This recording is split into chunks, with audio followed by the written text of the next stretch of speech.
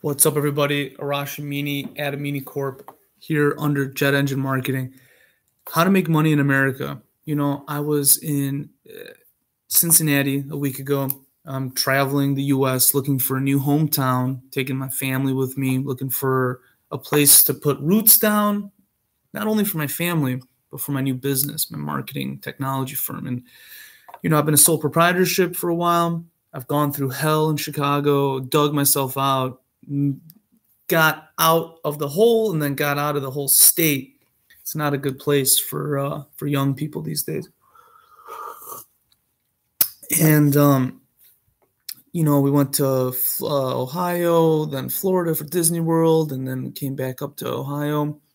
Went to Cincinnati, visited there. I'm outside Cleveland now at another co-work space, and I work remotely for a company as a marketing consultant. And I'm looking to start I just filed my papers today for Delaware C Corp, and it's gonna be really cool. But I was in Cincinnati, and beautiful city. I'm totally over the whole idea of living in a big city. I don't believe you should be betting on that, and I don't believe it's by default the best place where opportunity lies. You get stuck into this rut where you have to climb a very strict social ladder, and it's more about politics than anything else. And I saw in Cincinnati there's this neighborhood called Over the Rhine, and it used to be a really very dangerous low-income neighborhood, lots of abandoned buildings. I don't know. I just saw what I saw. And now, in the last 10 years, they invested a lot of money in it. And there's all these beautiful boutiques and restaurants. And me and my wife and daughter were going to brunch and all this stuff. And, I just recently bought myself a $300 pair of shoes. It's like, it's new to me, I just left being broke, being evicted, being destitute, $2 in your bank account, wife and kids, only breadwinner, no health insurance. I mean, pretty close to the edge. Debtors and creditors calling constantly. And I went through a personal transformation. I really believe you have to be willing to dig deep and become a better person, because I don't see how money and our sense of self-worth are separate things. A lot of people don't know how to make money because they don't know their true value, or they don't know how to increase their financial value, right? We have this like spiritual self and this financial self. And I want to talk about your financial self and how to level up, how to get XP, how to get more money. And you don't have to start your own business. You don't have to be the next Facebook or whatever. Everyone, though, has to be thinking of themselves as a corporation. You have to be thinking of yourself and representing yourself as a corporation. And in Cincinnati, I saw this amazing progress and development and economic prosperity on one side. And then I saw desolate, broken, angry, poor people on the other side. The original, not the original, but the previous majority in that neighborhood. And now they're getting kicked out effectively. And I am not used to seeing that kind of anger in someone's eyes. In Chicago, from my perspective, poor people were less angry. And maybe I got more sensitive to it. Maybe it's different in Cincinnati. Maybe it's both. Maybe it's more things. It's probably more things than that. But I saw, an angry poor person outside yelling, outside of a really nice, posh lunch spot, farm to table, the whole shebang.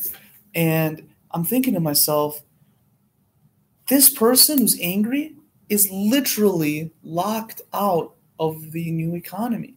They don't know how to access the money that's flying by trillions around them. And because they don't know how to access it, they feel that they are, in a sense, rightfully so, they are left out by systemic injustice, I don't think that's so much the case anymore. As I've noticed, money doesn't care about your color or your skin. Now, there might be people with money that protect you and so on and so forth, but that is not the primary issue in 2018. The primary issue is that people don't know how to access and participate in the new economy. And I want to change that because it's all about the knowledge you have in your head. If you have the will, you can make your own living, whether that's starting your own business, raising money, or getting a job, or creating a side business. It doesn't really matter. You got to find what fits your disposition and skill set and what you need at the time.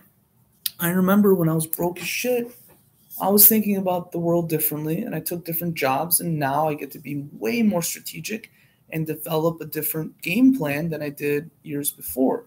So you have to be honest with where you're at and know that everything's just a stepping stone. I just got out of the bucket of crabs, man. And I mean, everyone tried to consciously or subconsciously keep me in that hole with them of not fulfilling or pursuing their greatest destiny, if you will. And I believe financial success, as Grant Cardone says, is your destiny and your duty. Not to go wage war and steal and from other people, but to create value and protect it, so you can create prosperity in your own world. And so to me, it's all about knowledge and understanding how the American economy works. And I'm this like real low level person in this big cog machine, but hardest part is your first dollar, and getting to the table. And one of the things is anger. Anger does not make you money. It robs you of money. And I think that's true. I think that's like a friggin' theorem. That's an axiom. And if you go, here's a couple examples of why I think this is true. First off, nobody who's not angry wants to be around someone who is angry, right? And if you are happy and fulfilled and making good money and doing good work and the rest of it, you're happy, you don't want to be around angry people. So your anger, if you feel locked out of the new economy, is probably your biggest hurdle, because nobody wants to be around anger. Everyone, no matter how much money they have, everyone is doing a tightrope walk, is walking that fine line between prosperity and despair, because it doesn't matter how much money you have, you can always lose it. As the deals you're involved in tend to get bigger, so does the propensity for devastating loss. And so your risk goes down because you make a small shift and you have a ton of money, and it can be a big outsized impact. But that anger, and I know it's real and I know it's justified, but no one can solve that but you. And I've been there. I got a lot of baggage from my ancestors, my family, the Persians. Fuck. The money mind I got from my family was the number one thing keeping me out of the new economy. I don't know how else to say it. Their views on money guided the way they acted. When I was young, I watched the way they acted. As I grew up, I modeled the way they acted. They didn't have to tell me what to think about money. I saw how they thought about money and acted about money. And I thought that was default. That's your default. You move forward. So I was always borrowing money. I was always behind. I was always in debt. I would always fumble job opportunities. Hundreds of thousands of dollars of job opportunities over the years I fumbled because I was arrogant and all these other things. And I'd be angry about that I deserve this opportunity. And look at this person. They're just walking through life with cash flowing out of every direction, and they don't, it's not that they don't deserve it, it's that they didn't struggle hard enough. Do they deserve it as much as I do? Right? And you get into this whole thing. It's like, hey, their money's not your money. Your money is your money. There's no finite supply of money. You get to create it. You take a loan out, you create capital. So anger is a big one. Language is another one. If you do not command the native language of the economy in which you are participating in, you are at a permanent and irrevocable disadvantage. Unless you have a ton of capital and you can send people to speak on your behalf. But if you don't speak in good English or good Chinese, Cantonese, or whatever it might be, forget it. You're at a huge disadvantage because people need to communicate with you. They need to feel comfortable and confident that they can communicate with you. And if you don't speak English well, forget it.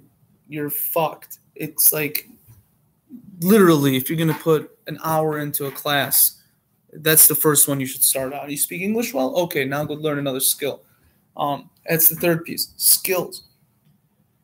Forget your spiritual self. Your spiritual self is priceless. It doesn't need a paycheck. You think you die and you go into heaven based on your bank account? No, there's nothing to do with it.